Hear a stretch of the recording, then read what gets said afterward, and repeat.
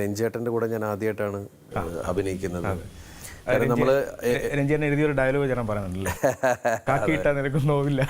രഞ്ജേട്ടൻ തന്നെ എഴുതിയ ഡയലോഗ് രഞ്ജേട്ടൻ തന്നെ, അത് ഇവരില്ലാത്തൊരു സിനിമയിൽ പലതും ആ ഒരു എന്താ പറയുക, ആ ഒരു സ്പിരിറ്റിൽ എടുത്തിട്ട് ചില ആൾക്കാർ പറയും അല്ല അത് ഞാനത് വളരെ സീരിയസ് ആയിട്ട് കണ്ട ഒരു ഡയലോഗാണ് എല്ലാവരും, അത് നമ്മളങ്ങനെ വക്രിച്ച് കാണിക്കാൻ പാടില്ല എന്നൊക്കെ വേണമെങ്കിൽ ആർഗ്യുമെന്റ് പറയാം. പക്ഷെ എടാ അതൊന്നും കുഴപ്പമില്ലടാ അതൊക്കെ പറയടാ എന്ന് പറയുമ്പോൾ ആ ഒരു സ്പിരിറ്റ് ഉണ്ടല്ലോ, ഒരു ഭയങ്കര, ഞങ്ങൾ ആ സിനിമ ചെന്ന സമയത്ത് ഭയങ്കര ഒരു എന്താ പറയുക ദിവസം സെറ്റിലേക്ക് പോകാനുള്ളൊരു ആവേശം ഉണ്ടായിരുന്നു.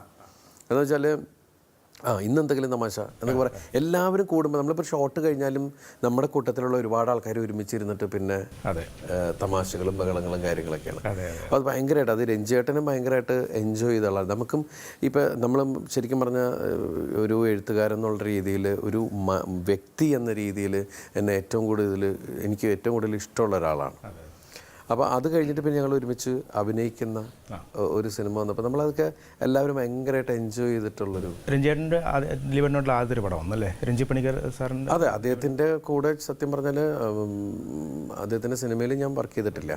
പക്ഷേ സിനിമയിൽ വർക്ക് ചെയ്യണമെന്ന് ഒരുപാട് ആഗ്രഹിച്ചിട്ടുണ്ട്. കാരണം എന്ന് വെച്ചിട്ടുണ്ടെങ്കിൽ നമുക്കൊക്കെ സംസാരത്തിൽ നമ്മളിപ്പോൾ ഭയങ്കര സ്പീഡിൽ സംസാരിക്കുന്ന ആൾക്കാരാണ് ചിലപ്പോൾ വളരെ ഇങ്ങനെ ഇരുന്ന് ആലോചിച്ചിട്ടൊക്കെ സംസാരിക്കും. പക്ഷേ അക്ഷരസ്ഫുടത അല്ലെങ്കിൽ ഭാഷ എന്ന് പറയുന്ന ചില കാര്യങ്ങൾ നമുക്കിപ്പോൾ, എനിക്കൊക്കെ എൻ്റെ ഒരു ദിവസം എന്നെ മലയാളം ടീച്ചർ വിളിച്ചിട്ട് ഗോപാലകൃഷ്ണ നിൻ്റെ ഇപ്പോഴും ശരിയല്ല കേട്ടോ. അപ്പം നമുക്ക് ഉണ്ടാവും ചില ആൾക്കാർ ഭംഗി എന്നൊക്കെ പറയും, ഭംഗി എന്ന് പറയുന്ന കാര്യങ്ങൾ. അപ്പം അക്ഷരങ്ങളുടെ പ്രശ്നങ്ങൾ ഇതുണ്ടാവും. പിന്നെ ഒരു സംഭവം എന്ന് വെച്ചിട്ടുണ്ടെങ്കിൽ നമ്മൾ ഏറ്റവും കൂടുതൽ ഡയലോഗ് പറച്ചിൽ മാത്രമാണ്. ഇപ്പം ചില സമയത്ത് മറ്റേ ഓരോ ഫംഗ്ഷനൊക്കെ പോയി കഴിയുമ്പോൾ ഒരു ആവശ്യമില്ല നമ്മളെ പെടുത്താനായിട്ട് ഒരു പുസ്തകം എടുത്ത് വെച്ചിട്ട് പറയും ഇതിൽ കുറച്ച് കമൻസ് എഴുതിക്കോളൂ. ഇത് പറഞ്ഞിട്ട് ഈ അക്ഷരം തെറ്റോ, നമ്മുടെ ടെൻഷൻ മുഴുവൻ പിന്നെ അതാ. കാരണം എഴുത്ത് കുറവാണ്. ഇപ്പം കൂടുതൽ മറ്റുള്ള കാര്യങ്ങൾ വന്നാൽ ഇപ്പം മെയിലാണെങ്കിലും ഇത് അടിക്കാം, മെസ്സേജ് ആണെങ്കിലും എല്ലാം ഈ വിരൽത്തുമ്പിലെ പോകണം. പക്ഷെ പേന എടുത്തിട്ടുള്ള എഴുത്ത് വളരെ കുറഞ്ഞിരിക്കുന്ന സമയമാണ്.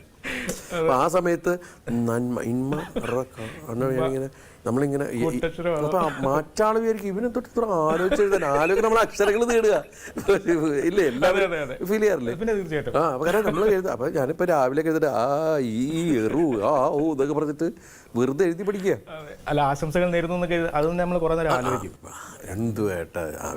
അപ്പം ഞാൻ വെറുതെ എളുപ്പത്തിന് ബെസ്റ്റ് വിഷസ് വിത്ത് ലവ് മലയാളത്തിൽ അത് നമ്മൾ മലയാളീകരിക്കും എന്നൊക്കെ പറഞ്ഞിട്ട്, അപ്പം നമ്മൾ ദൈവമേ എന്ന് പറഞ്ഞിട്ട് അതിലെ ഗ്രാമർ നഷ്ടപ്പെടാതെയൊക്കെ എഴുതുക.